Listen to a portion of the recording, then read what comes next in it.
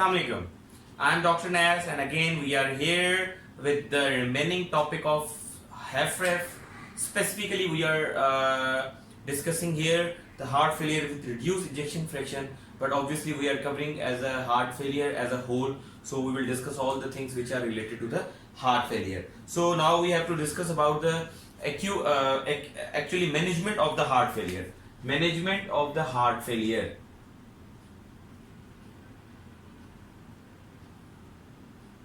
So in management of the heart failure, you know that you have two things. One is acute heart failure syndrome and chronic heart failure syndrome. So in acutely, obviously, the management of the patient in the heart failure would be entirely different and would be very significantly different than the treatment of the chronic heart failure syndrome, which we will discuss right now, and you will see that how is it different actually than the chronic one. So first we will discuss about obviously acute failure heart syndrome. In ER, obviously you know that in America only the 60% of the admission related to the cardiac issues are basically heart failure syndromes, which actually present in the emergencies of the US.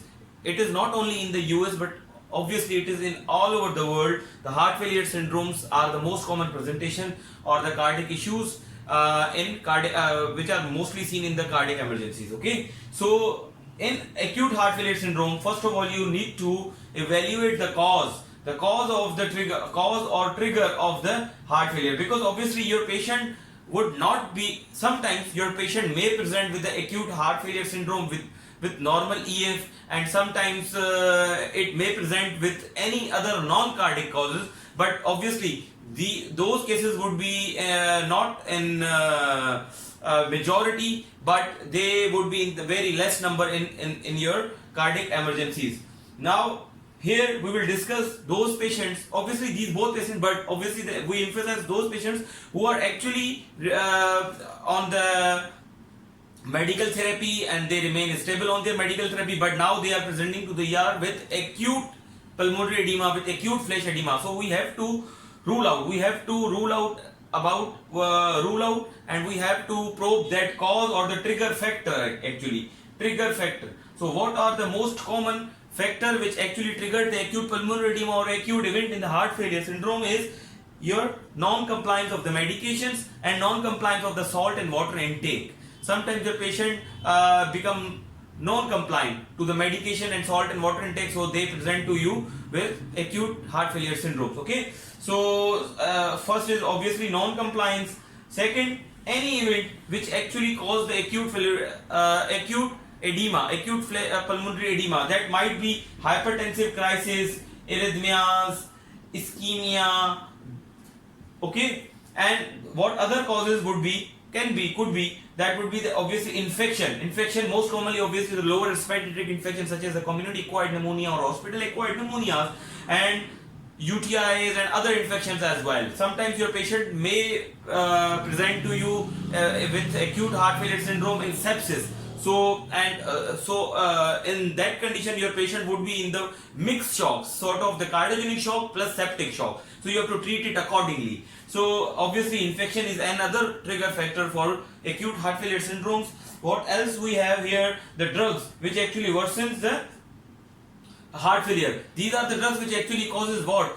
Sodium and water retention, such as steroids, NSAIDs. Non-steroid NSAIDs also cause sodium and water retentions. Okay, so sometimes beta blocker initiation may prone your patients towards the heart failure syndromes. Okay, so these are the trigger factors. We have to rule out the trigger factor, and we have to stop and we have to manage the trigger factor as well. Before doing anything, you have to deal with that trigger factor. If your patient is non-compliant to medication, you have to make him compliant, and if he or she is taking any drug which is actually worsening the heart failure, so you have to hold that drug. Okay, withhold that drug. What else Now, after obviously identifying, after the identifying of that trigger factor, what else you obviously you will do with your patients? The invasive monitoring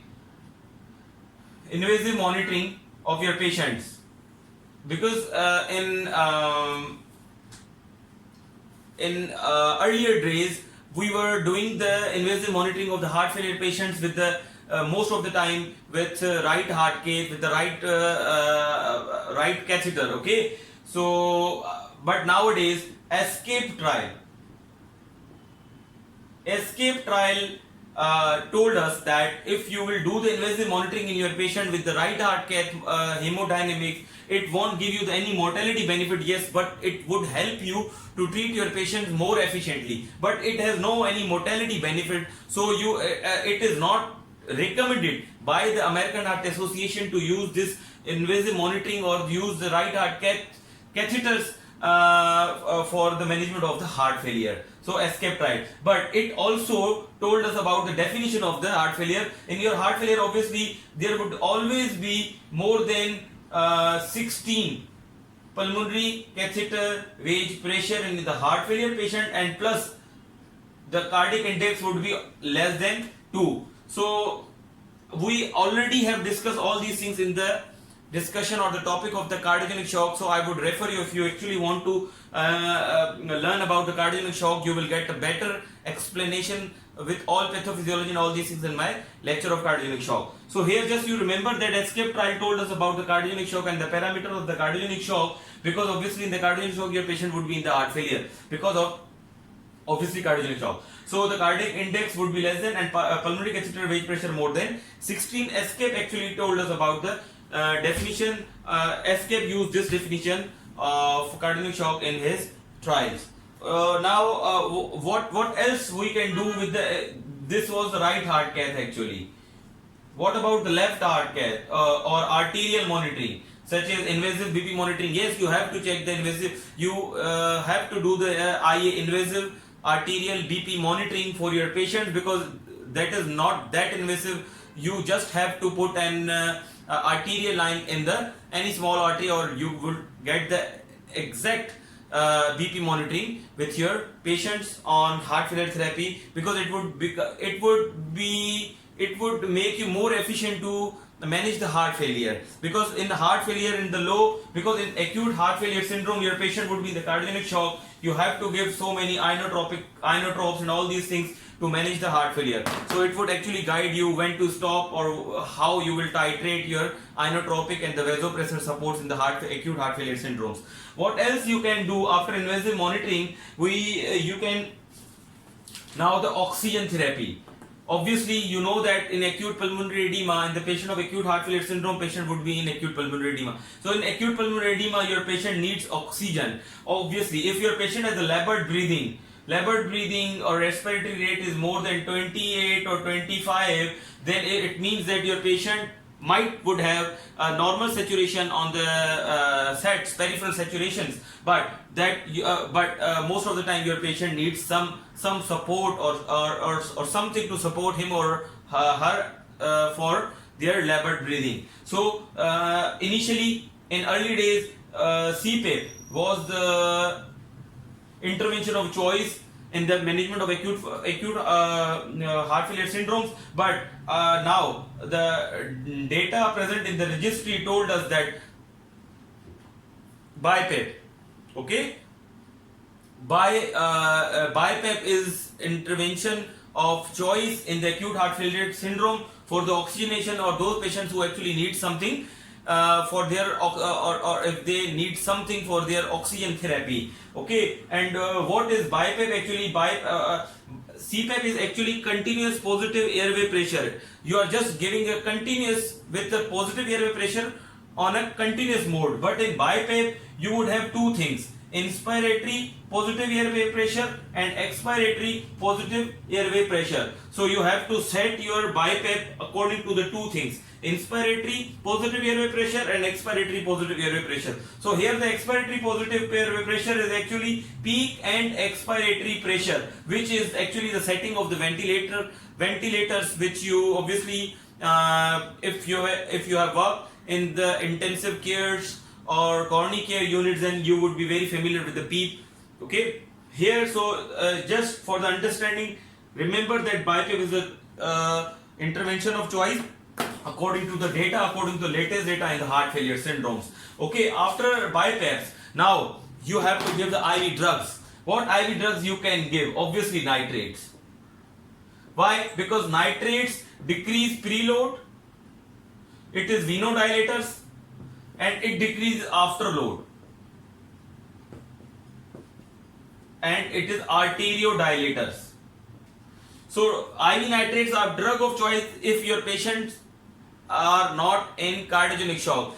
Even in cardiogenic shock, if you need something to reduce the afterload, or if you want to do something sorry, to reduce the afterload and for the vasodilation, you can use the nitrates in the very minimal dosage. But if your patient is a hypertensive crisis, or if your patient has anything which is actually acute heart failure syndrome secondary to non-cardiac causes, such as your valvular I meant to say, if the EF of your person is normal, if there is something which is actually putting more pressure over the heart, or if it is failing the heart to pass its blood into the system, or to give normal cardiac output into the system. So obviously in those cases you have to address those causes,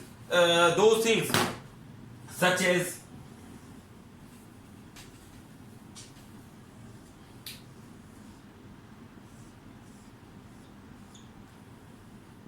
so it is LA and LV. For suppose if there is increase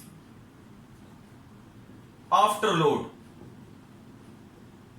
for any systemic disease, then LV has to work more to push blood into this stiff artery, such as arteriosclerosis. Then nothing is to do with the LV. LV is normal, but LV has to work more. That's why LV has gotten failed. LV has been failed because it has to push blood more efficiently for more of the time into the stiff arteries. Then it is better to reduce this afterload than to do something for this LV. So that's why I was making you to understand that IV nitrates are most of the time drug of choice in those conditions such as hypertensive crisis, in which we need to reduce the afterload, such as diastolic dysfunction and all these things. Okay, and so actually nitrates are drug of choices in heart failure, and it improves the heart failure. So in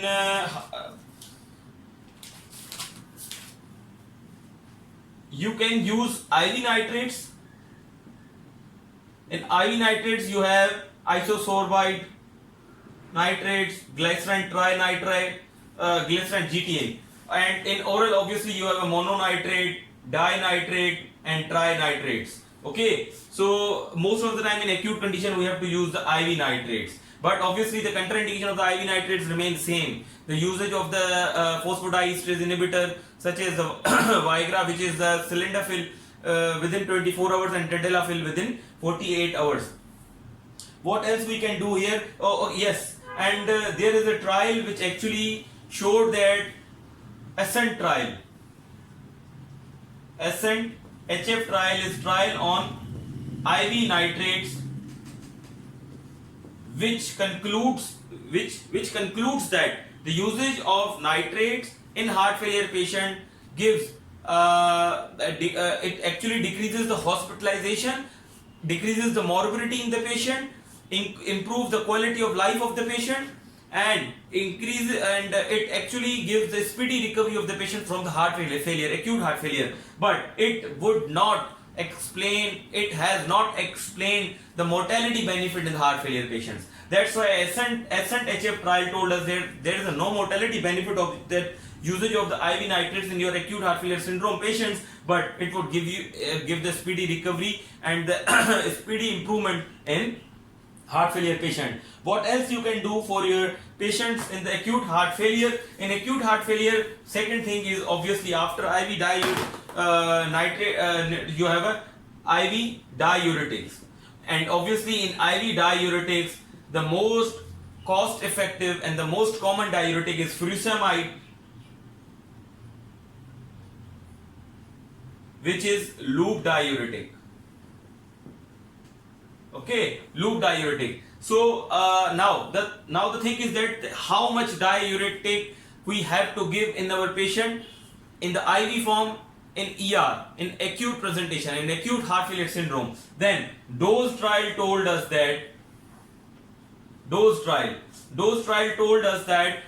if at least you have to give more than that dose which he or she is taking in the home. If your patient is taking 80 mg at home, then at least you have to give 100 mg in ER in the acute presentation. So, and second thing is important, that dose trial told us that you have to use the diuretics judiciously, such as if your patient has normal LV and if your patient is in hypertensive crisis, and obviously it means that your patient has normal volume and normal water quantity in your heart, in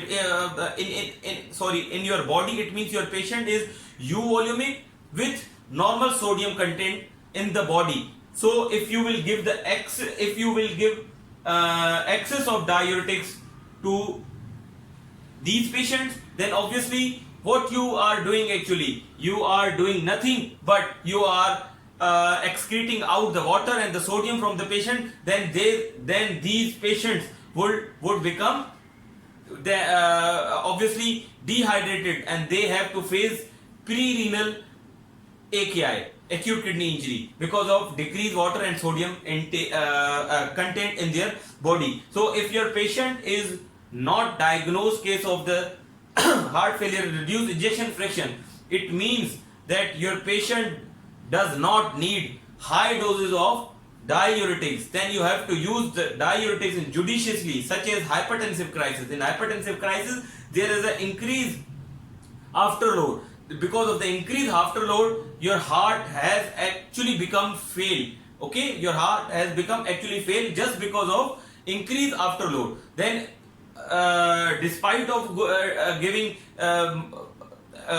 large doses of diuretics to these patients, it is better to give them nitrates to reduce the afterload. Actually, you have to address the issue which is causing the heart failure. You should not have to give the diuretics blindly to those patients. Any patient who is coming to you in the ER, you should not have to give them the diuretics like blindly in every patient. Okay, so you have to change the dose accordingly. And second thing is that if your patient is CKD or with abnormal creatinine, then most of the time CKD. If your patient is known case of chronic kidney disease, then you have to give large doses of diuretics, because in CKD patient, small doses of the diuretics, especially loop diuretics, won't do anything to the patients. Then in CKD patient you have to do the large doses. This explanation is also explained by dose trial. Third thing which is very much important, the difference between the infusion and large doses. So dose trial told us that there is no difference between large boluses of the diuretics and infusion of the diuretics. Now after diuretics you have IV support. IV support, you can do the IV support by two things. One is vasopressors. You have two things in the vasopressors. One is NORAD and second is dopamine. And in inotropes, you have again two things. One is milrinone and second is dobutamine. So you have to avoid these two drugs. You can use these two drugs, but actually these drugs do what? They actually increases the contraction of the heart and they actually worsen the heart failure if your patient would be ischemic cardiomyopathy, because it would increase the demand of the heart. And obviously if your patient is ischemic already, and if your patient has atherosclerotic coronary artery disease, obviously if your coronary arteries are already compromised because of the coronary artery disease, then your patient would face a worse ischemia just because of these drugs. Then it is better to use these drugs, but registry of heart failure patients in US showed that there is an increased mortality with the usage of or the prolonged usage of these drugs, because obviously those patients who need these drugs to improve their blood pressure, it means their heart failure is already been very worse, and they are actually in very bad condition, and they're obviously the pathophysiology and the balance of the RAS system and natriuretic peptide system is actually disbalanced in their bodies. So obviously those patients who are on this IV support, they have bad prognosis. So and the continuous usage of IV vasopressors or inotropes is contraindicated in the heart failure patients. Okay, but those patients who are actually not maintaining the blood pressure without these drugs, you have to give these drugs. But remember one thing, that the usage and the compelling indication to use these drugs showed that your patients have poor prognosis with the in this heart failure syndrome. So now you have obviously two choices to decrease the volume overload in the acute heart failure syndrome. In acute heart failure syndrome, you have to reduce volume overload. You have two options. One is IV diuretics, which we have discussed here. Second is ultrafiltration through hemodialysis. Okay, so here again KRS HF trial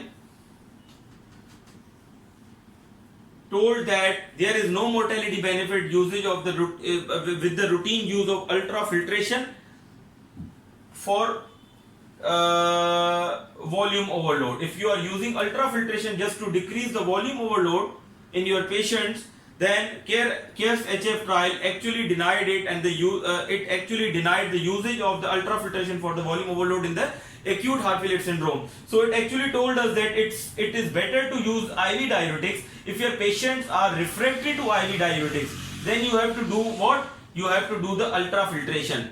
So what CARES HF told us about the ultrafiltration in the acute heart failure syndrome, that refractory to IV diuretics, volume overload condition, you have to get done ultrafiltration in your patient. So it means that you cannot use the ultrafiltration routinely in your acute heart failure syndrome for the volume overload conditions until there is a good obviously output in your patients. Second thing is that now one thing which just I want to host trial was about vasopressin and antagonist. There was a vasopressin antagonist, a drug which is a vasopressin antagonist, okay, which decreases which is actually work as an antagonist of the vasopressin hormone. The name of the drug is tolvaptan. It is class 3 to use class 2B to use of tolvaptan in patient of the heart failure. Routine use of this tolvaptan is obviously class 3, and there is no mortality and the morbidity benefit of in heart failure patient the usage of this drug. That's why we do not use it. It is just for the multiple choice question and short essay questions. If any of your professors ask you about it. So host trial told us that tolvaptan has no mortality and no morbidity benefit in the heart failure, in the acute heart failure patients. Okay, obviously after acute heart failure, now we have to discuss what? We have to discuss the